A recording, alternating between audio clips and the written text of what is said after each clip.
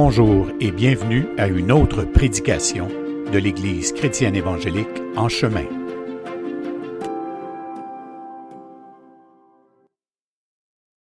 OK, donc je vais les laisser s'arranger avec ça. Donc, bref, au camp Patmos, un soir, il y a une dame qui vient me parler, c'est une amie de Carole Hage, Nadège, tu connais? Je t'ai pas compté ça, hein? Ah, je te l'ai compté. Donc, Nadège, elle vient... Je radote, je ne sais pas à qui je compte mes affaires. Nadège, elle vient me poser une question au sujet on parlait de persécution, puis de comment on affronte ça dans la paix, avec noblesse, selon le cœur de Dieu, et non pas, on n'est pas appelé à prendre les armes, là, c'est pas ça les armes de l'esprit, de toute façon. Fait que je parlais de ça, puis Nadège, elle me dit... Après, cette soirée-là, elle dit, on est capable peut-être, nous, comme adultes, d'absorber les vents contraires qui viennent, mais elle dit, qu'en est-il de nos enfants? Comment on les amène dans ça, puisqu'ils n'ont pas... tu sais, on a une protection à faire pour eux, tu sais, c'est nos enfants. Elle dit, on peut bien l'absorber pour nous, mais si ça a des conséquences pour eux, tu sais, je ne sais pas, mais ça, l'interdiction de la foi, puis si on en venait un jour, comme dans certains pays, où il y a des arrestations, des trucs comme ça, on n'est pas... C'est pas demain la veille, mais on y réfléchissait quand même. Je trouvais sa question très intéressante. Donc, j'ai dit à Nadège, demain matin, je vais parler de ça. Fait que je dis, laisse-moi la nuit pour y penser, réfléchir, puis voir avec le Seigneur. Et puis, il m'est venu 2 illustrations. Puis le lendemain, j'ai présenté ces 2 illustrations-là. Puis une des 2, c'était 1945 à Bucarest, en Roumanie, quand Richard Wurmbrand, qui était pasteur presbytérien là-bas, a été mis en arrestation par les forces communistes qui venaient d'envahir la Roumanie pour la soumettre à l'Union soviétique. Et Richard Wurmbrand est un pasteur et sa femme Sabina, des gens qui ont des convictions puis qui sont... Fait que moi, je me mets à raconter l'histoire du moment où ils se font arrêter une certaine journée parce qu'ils sont présents dans une grande salle, 5000 personnes, c'est des pasteurs, des prêtres, des imams, si on veut, tout le monde religieux de la Roumanie était présent et Joseph Staline, qui était le secrétaire du Parti communiste à Moscou, était présent à Bucarest ce jour-là, et il disait aux chrétiens, puis à tous les autres, il dit, le communiste n'a rien contre la religion, c'est ce qui est faux, là, mais bon, il leur présentait ça pour que ça soit acceptable. Il dit, la seule chose, si vous voulez avoir la paix avec nous, vous allez devoir nous laisser vos enfants, c'est nous qui allons les éduquer maintenant. Dans des écoles communistes. Donc, il n'y a plus d'école du dimanche, l'instruction aux enfants, la parole, ça devenait dangereux de faire ça, même dans les églises. Et au moment où il annonce ça, la question c'est, est-ce que l'offre est refusée ou acceptée? Tu sais, c'est un peu comme l'émission des valises, là. Refusé. Alors, Richard Wurmbrand est présent, puis ils ont un fils qui est à peine adolescent, eux autres, à l'époque. Puis là, c'est exactement le dilemme. Peut-être que nous, on est, comme adultes, on peut affronter de refuser puis de vivre les conséquences. Mais on a un garçon, il va arriver quoi à lui, là? Donc, cette histoire-là rencontrait un peu la requête que Nadège m'avait faite. Puis je me dis, c'est une belle histoire à raconter.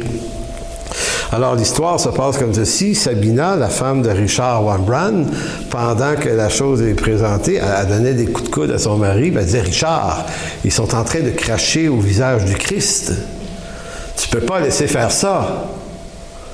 Et là, Richard a dit, ouais, je sais, mais tu sais, c'est intéressant d'avoir une femme vaillante pour l'Évangile, comme ça, Madame coup de coude. Mais lui, tu sais... Puis il y avait d'autres pasteurs qui le regardaient lui, tu sais, qui disaient, que va faire, mais tu sais, lui, c'est un modèle pour d'autres. Fait que si lui, il accepte-tu, il refuse, tu sais, c'est rough, là, des moments comme ça, là. C'est pas des petites décisions, là, ça change le reste de ta vie en moins bien, là, tu sais. Et là, il a fini par dire à Sabina, écoute, ma femme, il dit, si je me lève puis je refuse, tu n'auras plus de mari. Mais elle a dit, mais vaut mieux pas avoir de mari qu'en avoir un qui est lâche. Tu dis, bon, OK. Tu dis, merci Seigneur pour cette épouse que tu as mis à côté de moi. C'est assez rough pareil. Et là, ben, il s'est levé, puis il a refusé l'offre, puis il a été mis sous arrestation, emprisonné pendant 14 ans. Il a été torturé beaucoup, M. Wurmbrand. Et sa femme aussi, elle a fait de la prison, mais un peu moins. Puis ils perdent contact avec leur fils. Et donc, 14 ans plus tard, quand ils sont sortis de prison, en tout cas, quand lui est sorti de prison, il a découvert que son fils était un chrétien, puis qu'il avait été pris en charge par des chrétiens dans le pays, là-bas. Finalement, ben, Dieu a pris soin. Donc, l'idée de cette histoire-là, c'est que si on paye le prix pour le Seigneur paye le prix pour nous aussi. Dieu est fidèle. Puis même si on devait mourir, ça n'empêche pas sa fidélité, parce que si on meurt, on s'en va dans sa présence. De toute façon, l'idée, c'est que, bon, moi, je compte cette histoire-là tout à fait candidement comme ça, juste de mémoire. Et à un moment donné, il y a une femme de ce côté-là là, qui levait la main. Puis moi, je la voyais pas parce que moi, je suis pratiquement aveugle de mon œil droit. Fait que moi, quand je vois une foule, je vois juste vous autres. Non, mais c'est vrai. Eux autres sont... Fait que si quelqu'un veut dormir et s'assoit ce bord-là, je ne le verrai pas.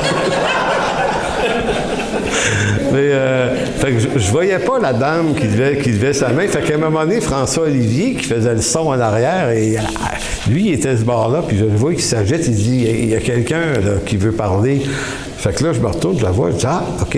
Elle dit, est-ce que je peux dire quelque chose à propos de cette histoire-là? OK. Fait que François, il amène un micro, puis là, elle dit, mes grands-parents étaient là.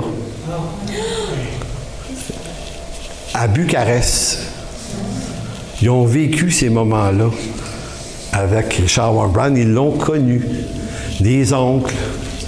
Et puis, c'est une Roumaine, cette femme-là, qui vit au Québec depuis longtemps et qui reste, curieusement, à quelques rues de chez nous. À Sainte-Marthe-sur-le-Lac. Ah ouais. Et là, c'était étonnant. Fait que moi, je lui dis, hey, j'ai-tu raconté l'histoire comme il faut? elle la connaît, l'histoire, puis elle connaît encore plus de détails. Fait qu'elle s'est mise à nous raconter toutes sortes d'affaires sur eux autres, puis sur leur fils, puis qu'est-ce qui est devenu. Puis c'était vraiment, vraiment intéressant. Fait qu'on était très bénis, mais bénis par tout ça, mais il y avait comme un espèce de truc qui nous disait, c'est quoi les chances que 80 ans plus tard, tu sais, à 15 000 km de là, on parle de cette affaire-là, puis il y a un témoin dans la place.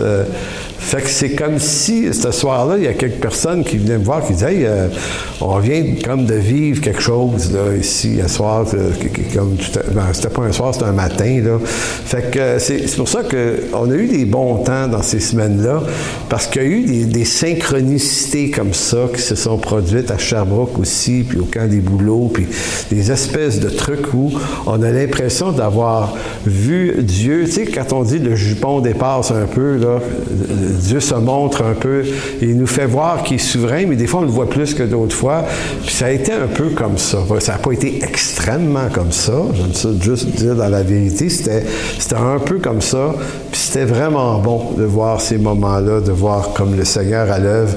Puis moi, ça me rappelait à quel point c'est pas parce qu'on ne le voit pas qu'il ne l'est pas.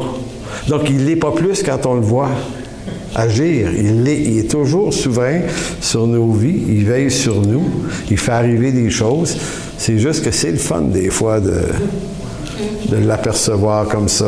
Donc, aujourd'hui, comme prédication, je vous amène une des capsules qui va entrer dans le cours que je vais donner à partir de mi-septembre. Donc, je donne toujours un cours le jeudi soir à 7h sur Facebook Live. C'est un cours qui est gratuit, qui ne nécessite aucune inscription.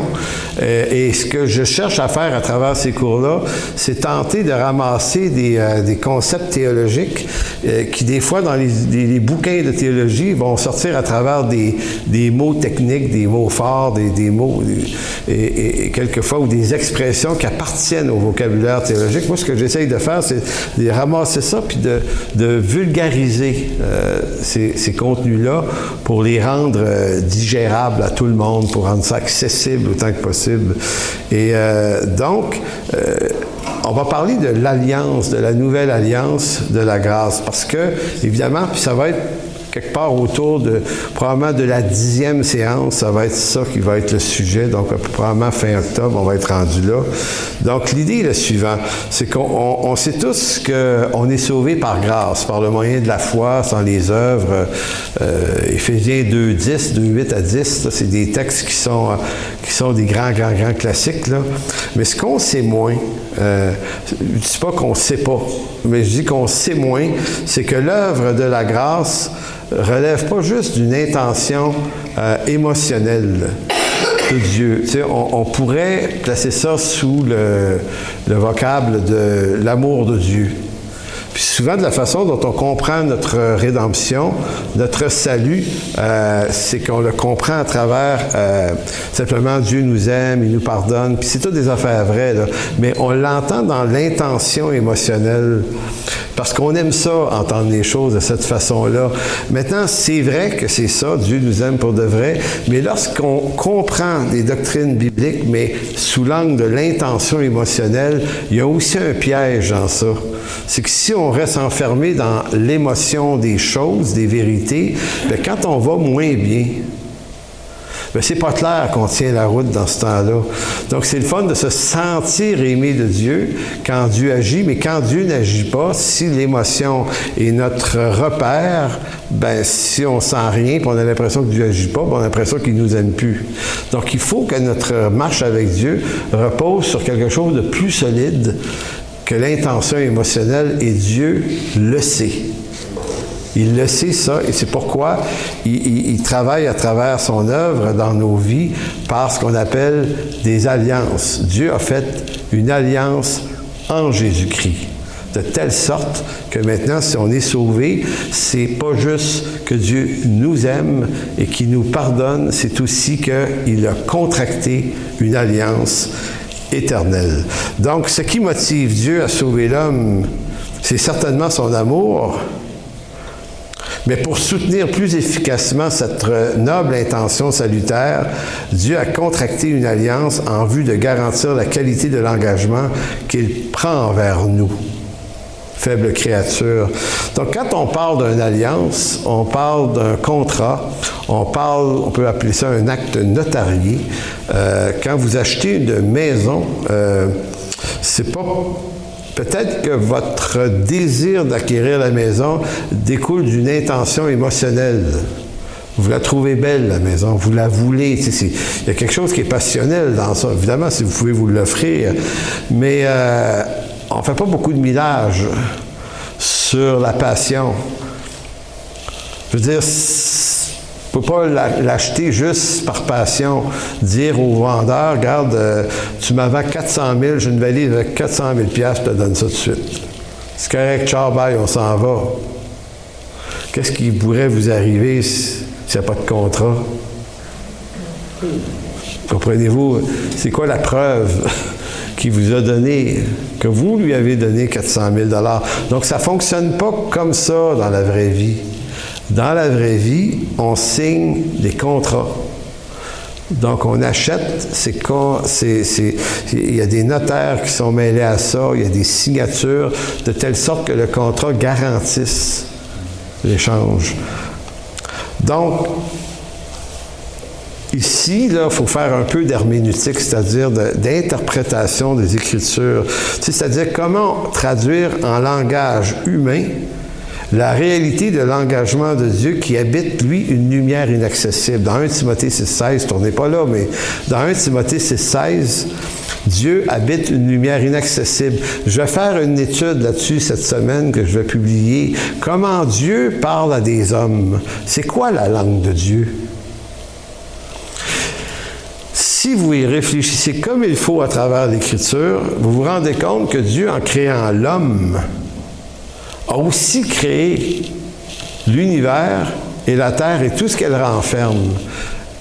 Et il y a dans la création, il y a des animaux, il y a des reliefs, il y a des mers, il y a des montagnes, il y a des vallées. Et vous remarquez que dans l'Écriture, quand Dieu nous parle, il nous parle la langue de sa création. Il parle de vallées, il parle de montagnes.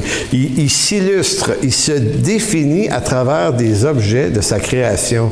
Cette création-là, c'est pas la nôtre, c'est la sienne. Dieu a inventé la manière avec laquelle il allait nous parler à travers ce qu'il a créé. Donc, des fois, il se compare à une poule. Dans Matthieu 23, il dit combien de fois j'aurais voulu réunir mes petits comme la poule, vous savez. Donc, est-ce que Dieu est en réalité une poule? Je pose la question, là. Dieu n'est pas une poule. Est-ce que Dieu est un lion? Non, pourtant, à Genèse 50, arrive l'idée du lion de Juda. Donc, Dieu prend des caractéristiques de sa création pour nous parler, parce que nous, le langage qu'on arrive à comprendre, il faut qu'il soit matériel et terrestre. Il faut que ça vienne de choses qui nous entourent. Sinon, on ne pourrait pas, sinon Dieu ne pourrait pas nous parler. Il habite une autre réalité et le langage des choses d'en haut, ça nous échapperait complètement. Donc, Dieu nous parle à travers des symboles, une symbolique de sa création. Donc, quand Dieu nous dit qu'il traite une alliance avec nous, est-ce que Dieu a traité une alliance pour notre salut, en fait pas avec nous, mais la nouvelle alliance, c'est entre le Père et le Fils, à notre avantage? Eh bien, l'idée d'un traité d'alliance, c'est encore ici une image que Dieu emprunte à la réalité terrestre. Pourquoi Dieu nous parle-t-il de cette façon-là concernant un traité d'alliance pour notre salut? C'est parce que nous, on est infidèles. Dieu ne dit pas juste qu'il nous a tant aimés, qu'il a donné sa vie pour nous à la croix, il est mort pour nos péchés. Ça, il le dit. Mais toute la question du salut va bien plus loin que dans le geste et l'intention de Dieu. Il va aussi dire, mais ça, je l'ai couché dans un traité d'alliance. Pourquoi Dieu nous le dit-il comme ça? Parce qu'on est infidèle, mais puisque lui est fidèle, la seule manière qu'il a de nous montrer à quel point il est fidèle, c'est de reprendre l'image des contrats terrestres et des alliances qui existent entre les gens. Pour qu'un traité tienne, il faut qu'il soit signé et reconnu comme vrai. Donc, c'est un peu l'image de la nouvelle alliance. Maintenant, pourquoi se parler de nouvelle alliance? Si on est en train, et dans le cours que je vais donner, on va être en train de parler de vents contraires qui se lèvent en Occident contre le christianisme, c'est déjà un peu là, puis ça va probablement s'aggraver. On a l'impression des fois qu'il y a un tsunami qui s'en vient, là. C'est en haute mer, mais on sent là, les odeurs de cette tempête-là qui va nous rentrer dedans. Donc, il y a déjà en Occident des gens qui font de la prison, des chrétiens qui font de la prison, ne serait-ce que pour avoir affirmé que le mariage est l'affaire d'un homme et d'une femme. On peut faire de la prison là, pour avoir dit ça. Je vais l'essayer, voir. Moi, je crois que le mariage, c'est l'affaire d'un homme et d'une femme. Je devrais être là la semaine prochaine. Non, je ne veux pas braver. Je veux juste dire, c'est que on ne peut pas entrer dans l'absurdité de tout ce qui se passe dans ce monde. Tu sais. L'Écriture dépend d'une création faite par Dieu, puis il faut tenir la route là-dessus. Maintenant, à partir du moment où des vents contraires se lèvent, si on n'a pas les deux pieds grandés solides, là, dans une saine doctrine, en ce qui concerne d'abord notre rédemption, ces vents contraires-là peuvent nous emporter dans toutes sortes de compromis, dans se taire complètement ou d'enfermer le contraire de ce qu'on croit pour éviter les problèmes. Et je ne crois pas que c'est une solution. Sans courir après le trouble, la parole de Dieu reste la vérité.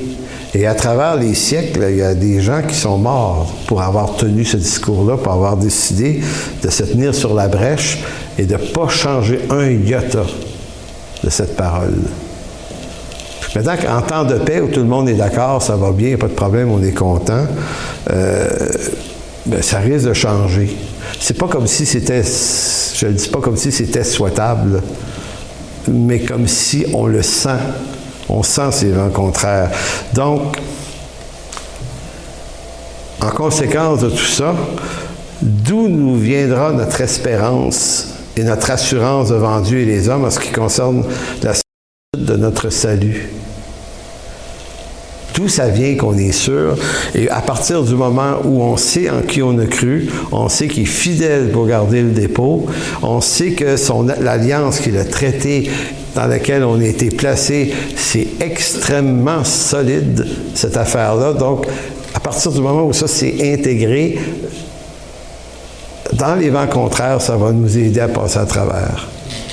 On finit par se dire, comme beaucoup d'autres, l'apôtre Paul a même dit, à la limite, mourir m'est un gain. Si je veux m'enlever ma vie, ils nous l'enlèveront. Puis on n'est pas là, je ne suis pas en train de mettre de panique, je suis juste en train de dire qu'il faut se préparer en conséquence de tous les risques qui sont là. Donc, d'où nous vient notre assurance? L'apôtre Paul répond à ça en 2 Corinthiens, chapitre 3, versets 4 à 6. 2 Corinthiens 3, 4 à 6, il va dire, cette assurance-là, nous l'avons par le Christ auprès de Dieu. Ce n'est pas à dire que nous soyons par nous-mêmes capables de concevoir quelque chose comme venant de nous-mêmes. Notre capacité, au contraire, vient de Dieu. Et il nous a aussi rendus capables d'être ministres d'une nouvelle alliance. Non de la lettre, mais de l'esprit, car la lettre tue, mais l'esprit vivifie. Il y a beaucoup de stock dans ce petit verset-là, ces trois, quatre versets-là. Évidemment, on ne verra pas ça en profondeur aujourd'hui, on verra ça dans le cours plus tard. Mais l'apôtre Paul nous dit que cette assurance-là qu'on a devant lui et devant les hommes, nous la détenons du Christ auprès de Dieu. C'est-à-dire qu'elle ne vient pas de nous-mêmes. Elle ne vient pas de nos réussites, de nos œuvres, de nos triomphes, même si ça, c'est bien béni de les avoir, mais il faut continuellement se rappeler que c'est par Christ auprès de Dieu. C'est pour ça qu'il va dire, ce n'est pas à dire que nous soyons par nous-mêmes capables de concevoir cette chose-là, là, comme si elle venait de nous-mêmes. Notre capacité vient de Dieu. Il nous a rendus capables d'être ministres d'une nouvelle alliance. Très intéressant. On n'est pas seulement sujet de la nouvelle alliance, mais on en est les ministres en plus. On administre par le Christ, ici-bas, cette nouvelle alliance. Non de la lettre, c'est-à-dire de la loi de Moïse. La lettre tue. La lettre tue, c'est pas de l'intellectualisme théologique ici. Comme j'ai déjà entendu, la lettre qui tue, c'est la loi de Moïse, parce que la loi de Moïse, c'est l'annonce de notre condamnation à mort. C'est par la loi de Moïse qu'on sait qu'on est condamné à mort à cause du péché. Donc, si la lettre nous condamne à mort, par l'Esprit de Dieu, et si l'Esprit vivifie, c'est pas ce matin je me sens rempli de l'Esprit, c'est pas Esprit vivifie dans ce sens-là, mais c'est l'Esprit qui nous donne une nouvelle sorte de vie en Jésus-Christ. Et ça, c'est dans une alliance. Maintenant, vous ne réalisez pas, et moi-même, qu'on ne réalise pas à quel point c'est une très, très bonne nouvelle. Parce qu'au jour du malheur, ce qui nous tient, c'est plus la qualité de nos émotions puis de nos réussites, c'est « je sais en qui j'ai cru ». Et je suis convaincu, disait Paul, qu'il a la puissance de garder mon dépôt jusqu'à la fin. Donc peut-être que ce monde peuvent nous dépouiller de beaucoup de choses, de beaucoup de liberté, de beaucoup de droits, de beaucoup de biens. Mais il y a quelque chose de plus précieux que tout ça qui ne peuvent pas nous enlever. Donc, on a besoin d'être grandé là-dessus. L'expression par le Christ devant Dieu signifie que notre assurance ne dépend ni de nos œuvres, ni même de notre haut niveau de consécration et de sainteté, même si ces choses-là sont importantes, mais nous vient de Christ qui plaide l'alliance de la grâce en tant que notre avocat le plus précieux auprès du Père, le Père qui, lui, est le Père le plus miséricordieux qui soit. Heureusement pour nous, en Colossiens 3, 3 et 4, Paul ajoute « Car vous êtes morts et votre vie est cachée avec Christ en Dieu. Écoutez bien le reste. Quand Christ, votre vie, paraîtra, alors vous paraîtrez aussi avec lui dans la gloire. Ça, c'est notre espérance, là. Fait qu'on ne met pas notre espérance dans les systèmes politiques de ce monde, là. Moi, j'en ai plus rien de Syrie, là, de c'est qui le président ou pas le président, le premier ministre. Ils vont rien sauver, là. Même si leurs valeurs sont plus proches des nôtres, tant mieux. Mais le salut vient d'en haut. C'est pas la planète qu'on veut sauver. On veut que Dieu sauve des gens qui vivent sur cette planète et les amène dans sa gloire à lui. Donc, votre vie, notre vie est cachée avec Christ en Dieu. Vous connaissez sans doute le langage crypté. Tu sais, les codes secrets. Pendant la guerre, il y en avait beaucoup. Et on inventait des machines pour décrypter des messages. Donc, crypter voulait dire garder secret. Le mot est également, crypté, utilisé pour les endroits funèbres. On mettait des corps dans des cryptes aussi. On les cachait. Vous connaissez l'expression crypto-monnaie aussi. Une crypto-monnaie, c'est une monnaie qui est comme non officielle. Elle est comme cachée des monnaies officielles. Eh bien, votre vie est cachée. Crachée, c'est... Pas crachée, excusez. Là. Cachée, c'est crypto ici. Notre vie est crypto avec Christ. On est caché en lui. Donc, tout ce qui arrive à Jésus-Christ nous arrive. Donc, vous êtes mort et votre vie est cachée avec Christ en Dieu. La beauté de la chose, c'est ce qui arrive avec Christ nous arrive aussi. Et ça prouve une chose, c'est que si Christ est ressuscité et que vous êtes en lui, il est impossible que vous ne ressuscitiez pas à la fin des jours. Dans sa présence, si vous mourrez avant ou quand le Seigneur va revenir. C'est une assurance extraordinaire. Cette nouvelle alliance qui semblait d'abord destinée pour le peuple juif, la nouvelle alliance, est en fait, on apprend à travers le discours des apôtres qu'elle est aussi pour les païens. Je vais vous lire la nouvelle alliance dans Jérémie 31, et vous allez voir le discours, l'usage des mots, la symbolique. Quand il est question de la nouvelle alliance, il est question, et il n'y a pas juste ce texte-là, il est question de Juda, d'Israël, de Jérusalem.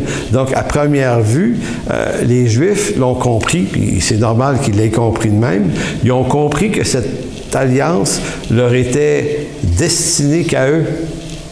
Et il avait compris que c'était une autre alliance et non plus celle de la loi, que Dieu allait la changer. C'était déjà expliqué de multiples reprises dans l'Ancien Testament, mais eux la voyaient comme juste pour les descendants d'Abraham.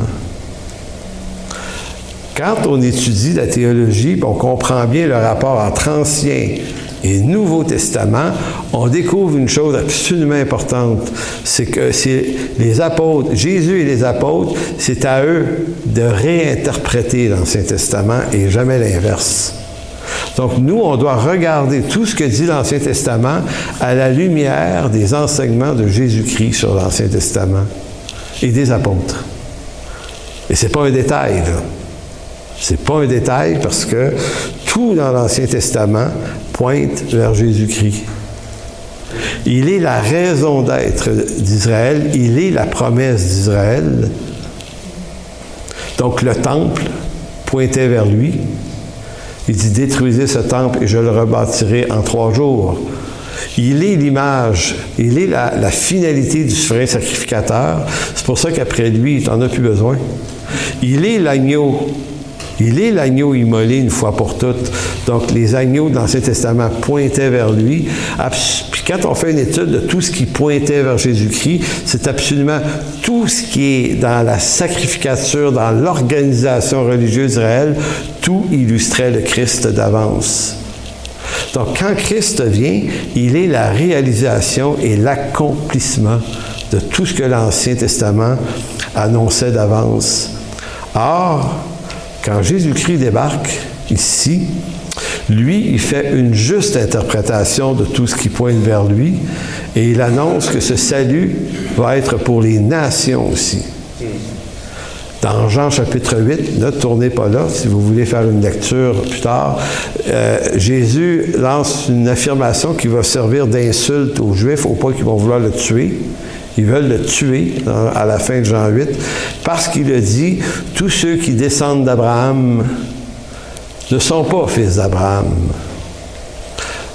Nous autres, on lit ça et on se dit « Bof! » Une discussion un samedi matin, comme ça. Non, ça ne doit pas être un samedi, hein, c'est le sabbat. En tout cas, vous voyez, c'est comme... Qu'est-ce qu'il y a de grave à dire ça? Peut-être que pour nous, païens, on manque le punch, mais ce qu'il est en train de dire aux Juifs, c'est que le salut ne vous est pas assuré parce que vous êtes fils d'Abraham dans la chair. La promesse qui a été faite à Abraham dans Genèse 12 assurait une bénédiction à sa descendance physique, qui est Israël, mais aussi toutes les nations de la terre seront bénies en toi, Abraham. Donc, il y avait l'ouverture universelle pour toutes les nations. Ça, c'est le bout que les Juifs manquaient un peu. Pour eux, oui, les nations, à condition qu'ils se fassent prosélytes, qu'ils se fassent circoncire, puis qu'ils viennent dans nos synagogues. Mais l'idée que les païens pourraient participer à la même bénédiction sans avoir obéi à aucun des commandements de la loi, c'était comme pas acceptable. Ils ont voulu le tuer. Jésus. Et quand Paul a repris ce discours-là, vous allez le voir tout à l'heure, on a voulu tuer Paul aussi à Jérusalem. On se disait qu'un tel homme meurt, il ne mérite pas de vivre. Donc, je ne sais pas si vous voyez la contradiction entre ce que le peuple juif voyait des promesses et des prophéties dans l'Ancien Testament et de quelle façon Jésus et les apôtres ont interprété ça justement, avec justesse, à Jésus-Christ. Donc, voici... Jérémie 31. « Voici les jours viennent, dit l'Éternel, où je ferai avec la maison d'Israël et la maison de Juda une alliance nouvelle, non comme l'alliance que je traitais avec leur père le jour où je les saisis par la main pour les faire sortir d'Égypte, alliance qu'ils ont violée. » En relation, c'est l'alliance de Moïse et la loi ici. « Quoique je fusse leur maître, dit l'Éternel, mais voici l'alliance que je ferai avec la maison d'Israël en ces jours. Après ces jours-là, dit l'Éternel, je mettrai ma loi au-dedans d'eux, je l'écrirai dans leur cœur, je serai leur Dieu, ils seront mon peuple. Celui-ci n'enseignera plus son prochain, ni celui-là son frère, en disant, connaissez l'Éternel, car tous me connaîtront. Depuis le plus petit jusqu'au plus grand, l'Éternel, car je pardonnerai leur iniquité et je ne me souviendrai plus de leurs péchés. » Fait qu'en lisant ça, vous dites, ça s'adresse vraiment à Israël seulement. Oui, jusqu'au jour où Jésus dit, « Qui est Israël? » Et Paul va dire, « L'Israël de Dieu, c'est Jésus-Christ. » Tout se reconfigure en lui. Non, donc, c'est à travers lui que quiconque, juif ou païen, trouve les bénéfices d'une nouvelle alliance. Et non pas une Israël absolument nationale. Connaissez l'Éternel, car tous me connaîtront. Quand vous lisez la prière de Jésus en Jean 17, verset 3, il dit « Or, la vie éternelle, c'est qu'ils te connaissent. » Toi, le seul vrai Dieu. Il y a dans cette prière, un écho. Il y a un écho à Jérémie 31. Il y a plein d'échos dans les instructions de Jésus, dans les affirmations, qui sont des échos à des textes comme celui-là. Peut-être qu'on ne connaît pas assez bien notre Bible, nous, les non-juifs, là, pour être capable de les remarquer, ces échos-là. On appelle ça des occurrences, notamment. Le livre de l'Apocalypse, à lui seul, c'est 400... Comment tu m'as dit l'autre fois? 404. 404 occurrences dans le livre de l'Apocalypse, qui sont des bouts de texte de l'Ancien Testament. L'Évangile de Matthieu en est plein aussi. Nous, on ne réalise pas que Jésus parle la langue de l'Ancien Testament. Et il fait pointer ça tout le temps vers lui. Comprenez pourquoi les Juifs qui ne se sont pas convertis, on dit il faut qu'un tel homme meure. Donc, la lettre aux Hébreux nous apprend, parce que le texte de Jérémie est repris dans la lettre aux Hébreux, nous apprend que cette alliance annoncée en Jérémie 31 avec Israël est en fait une alliance qui s'adresse à tous les peuples de toute langue, telle que Dieu l'avait d'abord affirmée à Abraham. Donc, ils n'ont pas twisté les promesses faites à Abraham pour faire dévier ça ailleurs. Ils l'ont interprété justement selon ce qui avait été dit à Abraham. L'apôtre Paul va expliquer ça dans Galates chapitre 3, verset 13. Galates 3, 13 qui dit « Christ nous a rachetés de la malédiction de la loi, étant devenu malédiction pour nous, car il est écrit « Maudit est quiconque est pendu au bois, afin que la bénédiction d'Abraham eût pour les païens son accomplissement en qui? En Jésus-Christ. » C'est pour ça que Paul dit cette assurance, que le texte, nous l'avons auprès de Christ, nous l'avons par Christ auprès de Dieu. C'est une autre façon de dire la même chose. Ça a eu son plein accomplissement en Jésus-Christ, afin que nous reçussions par la foi l'Esprit qui avait été promis. Promis où? Jérémie 31, on venait de le lire. Verset 15. Frères, je parle à la manière des hommes, une disposition en bonne forme, bien que faite par un homme, n'est annulée par personne et personne n'y ajoute. Or, les promesses ont été faites à Abraham et à sa postérité. Ce que les Juifs comprenaient, eux, en tant que peuple. Mais Paul dit, mais il n'est pas dit aux postérités comme s'il s'agissait de plusieurs, mais en tant qu'il s'agit d'une seule. Et à ta postérité, c'est-à-dire Christ. C'est d'une clarté effrayante. Donc, pour Paul, Christ est la fin de la loi et il est en lui-même le début de cette nouvelle alliance de grâce qui s'adresse à la fois aux Juifs et aussi aux païens. Voici ce que j'entends, une disposition que Dieu a confirmée antérieurement ne peut être annulée. Ainsi, la promesse d'Abraham ne pouvait pas être rendue vaine par la loi survenue 430 ans plus tard, car si l'héritage venait de la loi, elle ne viendrait plus de la promesse à Abraham. Or, c'est par la promesse que Dieu a fait à Abraham ce don de sa grâce. Donc, nous, ça nous dit... cool, amen. Mais on ne réalise pas ce que ça veut dire, le tragique de la chose. Pour un Juif qui a passé sa vie à croire que fallait être Juif et avoir pratiqué la loi pour entrer dans la bénédiction. Et c'est là qu'on voit que la colère du peuple contre Jésus et contre Paul, à partir du chapitre 22-23 dans Actes, là, toute l'histoire où on veut le tuer à Jérusalem, puis Paul est obligé de se faire entretenir par une garnison de 400 hommes, 400 Romains, 400 païens pour protéger Paul par la souveraineté de Dieu pour le déménager de Jérusalem jusqu'à Césarée sur le bord de l'océan, pas de l'océan, mais de la mer Méditerranée. Là. 400 hommes. Ça, c'est le bon côté d'avoir une citoyenneté. Ça te donne des droits comme ça. C'est quand même quelque chose. Imaginez-vous que votre vie est en danger, que le gouvernement met 400 personnes autour de vous pour vous déplacer. C'est intéressant, non? C'est intéressant. Mais, donc, une des paraboles qui illustre le mieux la colère du peuple juif, c'est la parabole du fils prodigue. Comprenez que pour un Juif, que Dieu fasse grâce à des païens, là, comme vous, comme moi, là, des vauriens à leurs yeux, là. Pour eux autres, c'est comme... C'est pas acceptable du fait qu'eux autres, ils ont tellement payé le prix de la loi, tu sais, de se mettre sous les rudiments de la loi, puis de pas manger ceci, puis pas cela, puis le samedi, pas le droit de travailler, pas le droit de faire ci, puis la vestimentation. Écoutez, vous connaissez bien la loi, c'est pas juste les 10 commandements, là. Il y a 613 lois là-dedans, là. Écoute, ta vie, là, est codifiée solide, là. Et tu as payé le prix pour ça, puis à un moment donné, c'est comme si on disait... On a-tu fait ça pour rien? Es-tu en train de dire que ça ne procure pas le salut, ça? Oui, c'est ça que je suis en train de te dire. Là, vous allez dire, mais pourquoi il leur a fait faire la loi? Quand même, en quoi c'était utile de les faire passer par là? Parce que c'est par la loi qu'on connaît l'acte de condamnation.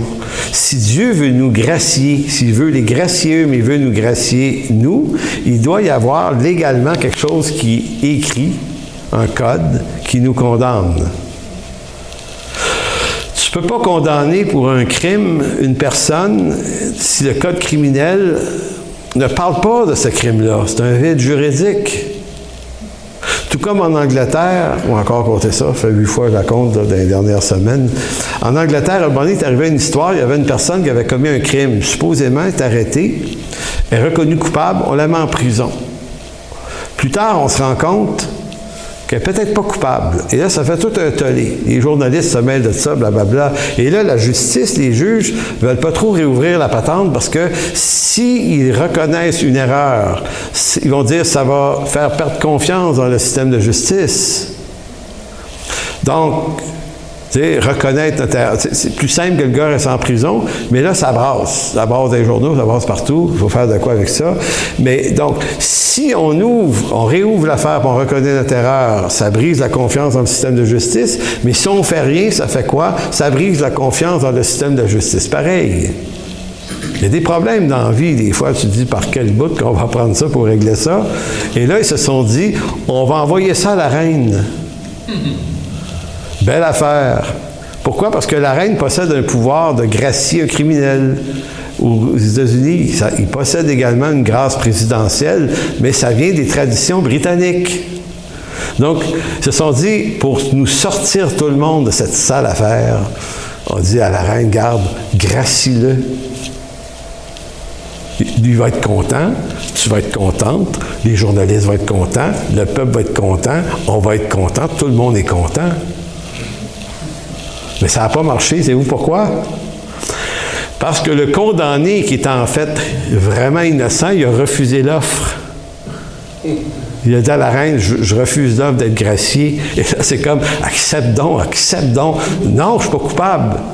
Et là, c'est le gars plus intelligent que la moyenne, il dit, si j'accepte d'être gracié, je reconnaîtrais être coupable, mais je ne le suis pas. Fait qu'il dit, ça serait une injuste grâce. Effectivement, c'est plein de sens. Fait qu'il dit, si vous me relâchez un jour, c'est quand vous aurez reconnu que je ne suis pas coupable. Je ne le suis pas. Hey, c'est une sale affaire encore plus pour eux autres. Mais ça, vous avez affaire ici à un homme juste. Mais ça fait comprendre ce que c'est la grâce. Si Dieu vous fait grâce et me fait grâce, nous fait grâce, c'est parce qu'on est absolument coupable devant lui. Si on n'est pas coupable, on ne goûtera jamais aux avantages de la grâce. Dieu ne sauve que des coupables. Donc, c'est pour ça qu'il donne la loi. La loi vient éclairer l'étendue de notre condamnation, de notre mort. C'est pour ça que la lettre tue. Et maintenant que la lettre nous tue, nous condamne à mort, c'est comme si Dieu se mort, puis vous dites, si tu veux le salut, maintenant, ça va être complètement gratuit. Maintenant, la parabole du fils prodigue montre très, très bien que le jeune homme qui part avec la moitié de la fortune familiale, puis qui dépense ça, puis là, Jésus met du jus dans cette affaire-là, là, avec les prostituées, là, puis tu sais, le gars, tu sais, moi, à chaque fois que je pense à ce gars-là, je vois un trou de boîte, là. Que le gars, il finit dans de la boîte à manger de la bouffe de cochon. Hey, moi, j'ai vu une porcherie, j'avais mon parrain avait une porcherie en Gaspésie, là, je me souviens encore, quand j'étais petit, il y avait encore des cochons, là. C'était le bout de sale, ça, de la ferme. C'était sale, les cochons. Il paraît que c'est rose, mais moi, j'ai vu ça plus tard, que c'était rose. Quand tu regardais, eux autres, ils n'étaient pas roses, pas en tout, tu sais. Fait que Jésus prend l'illustration, tu sais, que les porcs sont interdits en Israël, mais lui, il bouffait de la bouffe de porc. Ça va-tu mal, là? T'es-tu bas, là, assez? Et là, il dit, ce jeune homme-là se repent, je suis entré en lui-même, j'ai péché contre le ciel et contre toi, plus digne de t'appeler ton fils, blablabla. Il revient voir son père, et le père fait une chose qu'il n'est pas supposé de faire en Orient, c'est sortir de la maison, courir, et aller prendre son fils dans ses bras, même s'il est sale. La noblesse ne veut pas qu'il fasse ça. Le garçon serait supposé de revenir, lui, se nettoyer avant, demander pardon, tu sais, quasiment du protocole dans ça, parce que c'est grave. Mais non, le Père miséricordieux saute au bras de son fils, il lui met une tunique, il redonne le sceau de la famille, il tue le veau gras, fait la fête. Grâce de Dieu. Heureuse grâce de Dieu. Le fils, l'autre, il est vraiment une illustration de la réaction des Juifs. Il ne prend pas. Parce que dans sa tête à lui, moi, je mérite une fête. Moi, je mérite qu'on tue le veau gras, mais lui, c'est un écœurant. Tu peux pas y faire ça. Tu sais, père, je veux dire, on va leur partir en bas de l'échelle. On va, tu sais, lui-même disait, traite-moi comme un de tes mercenaires. Ah ouais, t'as une très bonne idée, tu sais. Le dernier rentré, il n'y a pas d'ancienneté, là. Il faut qu'il bave. Il va falloir le faire baver. Et là, le père dit, non, c'est pas ça qu'on va faire. C'est une illustration extraordinaire de païens et juifs. Nous, on reçoit la grâce avec joie, et eux en veulent pas, parce qu'ils n'ont pas l'impression d'être coupables, l'impression d'être justes. Je vous lis 2 derniers textes, et je m'interromps après. Allez dans Hébreux chapitre 6. Comme je disais, à l'automne, on va regarder ces textes-là en détail pour vraiment bien se créer un fondement solide. Lorsque Dieu fit la promesse à Abraham, on est toujours dans Genèse 12, et en passant, Genèse 12, Genèse 15, la promesse est répétée, puis elle est enrichie dans les textes qui suivent en Genèse. Mais lorsque Dieu fit la promesse à Abraham, ne pouvant jurer par un plus grand que lui, il jura par lui-même. Il dit certainement, je te bénirai et je multiplierai ta postérité. Donc, Paul a dit, souvenez-vous, la postérité, c'est le Christ. Donc, c'est par le Christ qu'elle est multipliée, la postérité. Et par le Christ, dans une alliance de grâce seulement. Il dit, et c'est ainsi qu'Abraham, ayant persévéré, obtint l'effet de la promesse. Or, les hommes jurent par celui qui est plus grand qu'eux, et le serment est une garantie qui met fin à leurs différends.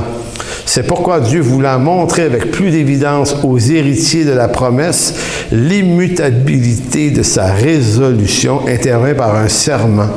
On est dans un langage juridique ici, là.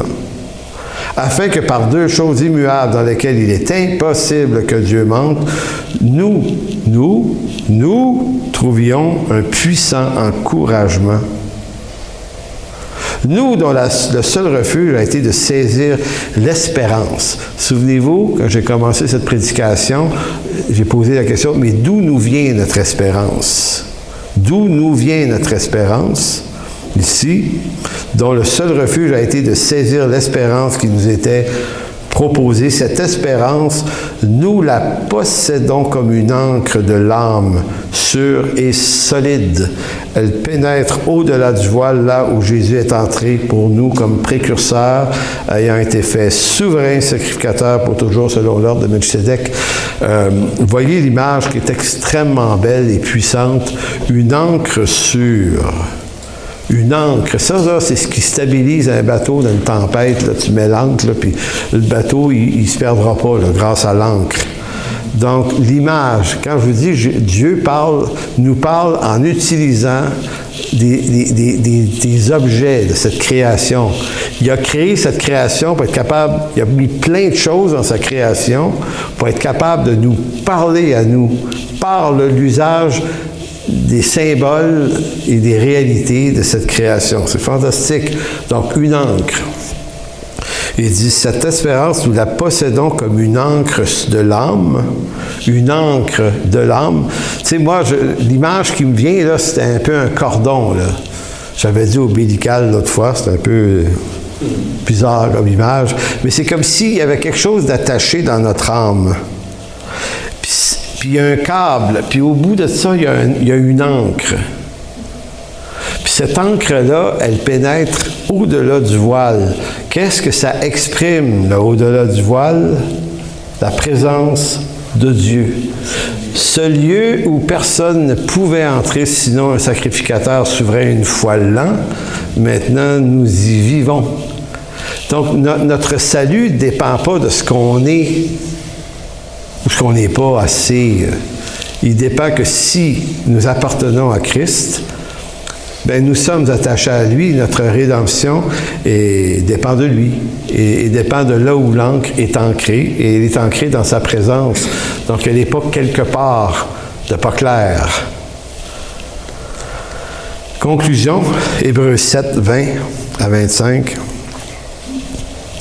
Et comme cela n'a pas eu lieu sans serment, car tandis que les Lévites sont devenus sacrificateurs sans serment, Jésus l'est devenu avec serment par celui qui lui a dit, « Le Seigneur a juré, il ne s'en repentira pas, tu es sacrificateur pour toujours. » À la différence des sacrificateurs aaroniques qui étaient là pour la durée de leur vie.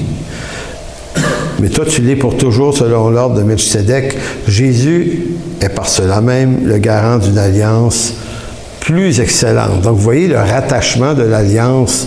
Jérémie 31, à plusieurs endroits en hébreu, elle est directement reliée au Christ lui-même. De plus, des sacrificateurs en grand nombre. Il y a eu des sacrificateurs en grand nombre parce que la mort les empêchait d'être permanents. Mais lui, Jésus, parce qu'il demeure éternellement, possède un sacerdoce qui n'est pas transmissible. C'est aussi pour cela qu'il peut sauver parfaitement ceux qui s'approchent de Dieu par lui, étant toujours vivant, pour intercéder, c'est-à-dire plaider en leur faveur. Donc, on est souvent coupable de bien des choses, étant dans ce corps toujours pécheur, mais à la fois parfaitement saint. Donc, on est habité par deux réalités, à la fois présent dans ce monde, mais à la fois citoyen des cieux, à la fois ici, à la fois assis dans les lieux célestes. On est dans le déjà et le pas encore. Déjà, c'est pleinement accompli, mais on n'est pas dans la plénitude de cette plein accomplissement encore. Déjà et pas encore. Et en attendant qu'on entre dans la pleine réalité de notre rédemption, on a un plaideur auprès du Père. Fait que ce soit le malin qui vous accuse, qu'il ait raison ou pas, on est devenu non accusable à cause de celui qui plaide en notre faveur auprès du Père. Paul va redire ce genre de choses vers la fin de Romains 8. Qui accusera les élus de Dieu? C'est Dieu qui justifie. C'est fantastique, la nouvelle alliance. Donc, ça nous place sur un terrain de certitude et d'assurance qui ne dépend pas de nous, mais qui dépend du fait que nous sommes en lui, et tout ce qui arrive à Christ nous arrive également parce qu'il est la nouvelle alliance en son sang. Amen. Alors, merci, Père, de bénir cette parole encore une fois, cette prédication. En fait, c'est surtout ta parole, Seigneur, qu'on te demande de bénir en nos cœurs. Seigneur, ça, c'est de l'information. On peut lire, on peut étudier, on peut entendre. Mais Seigneur, que par ton esprit, tu puisses rendre ça vivant dans nos cœurs et dans nos vies, afin que la crainte des hommes nous quitte. Et qu'on puisse, avec le courage de ton esprit, affronter avec noblesse les temps qui viennent et les temps qui sont déjà là. Sans colère, sans animosité. Puisque la colère de l'homme n'accomplit point la justice de Dieu, disait Jacques. Alors, Père, merci de bénir, merci de nous former, merci de nous apprendre, merci de nous amener à ce lieu, à cette intelligence renouvelée que seul ton esprit peut produire en nous. Amen. Pour toute information, n'hésitez pas à communiquer avec nous à info@égliseenchemin.com.